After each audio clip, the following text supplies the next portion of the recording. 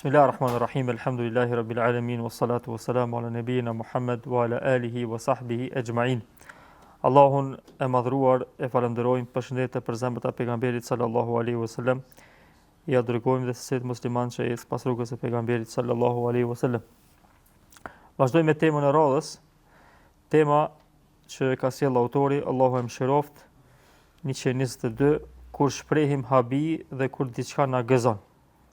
Çfarë dhikri, çfarë duaje bëhet kur habitemi për diçka ose kur gëzohemi prej një raste, për një gjëje.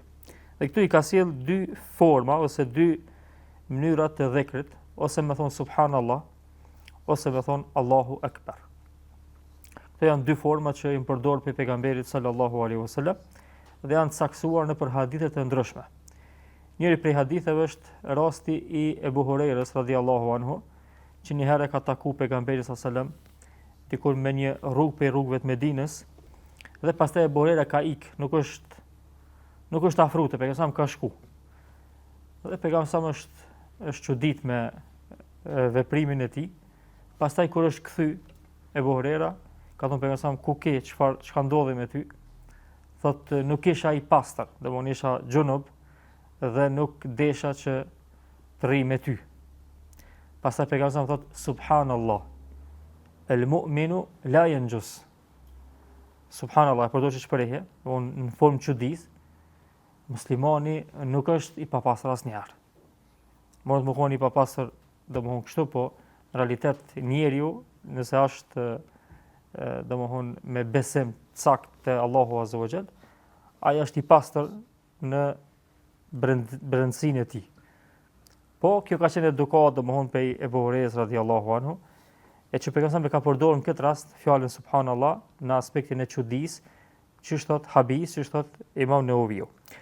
Po ashtu, është edhe hadithi tjetër që ka një grua dhe me pyet pejgamberin sa për mënyrën kur pastrohet gruaja prej ciklit mujor. Dhe pastaj ka filluar me pyet, pejgamberi ka treguar çysh me vepru. Pastaj ajo e ka pyet detajisht, prapë ka pyet detajisht dhe pejgamberi ka thënë subhanallah.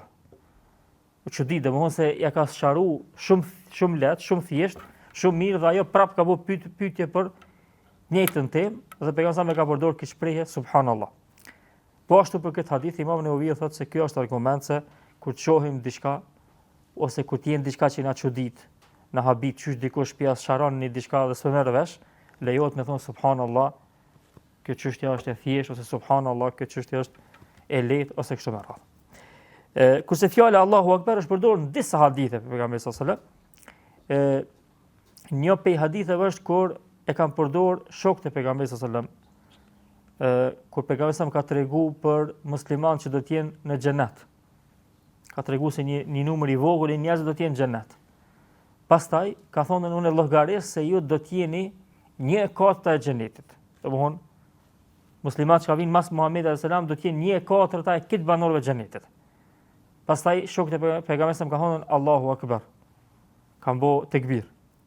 Dhe kjo është forma e dytë e dhikrit, kur çuditesh, kur e madh, kur duket diçka e madhe. Pastaj ka thonë pejgamberi, e ka vazhduar pejgamberi, ka thonë llogaris, dhe kjo është llogaria e pejgamberit, është shpallje.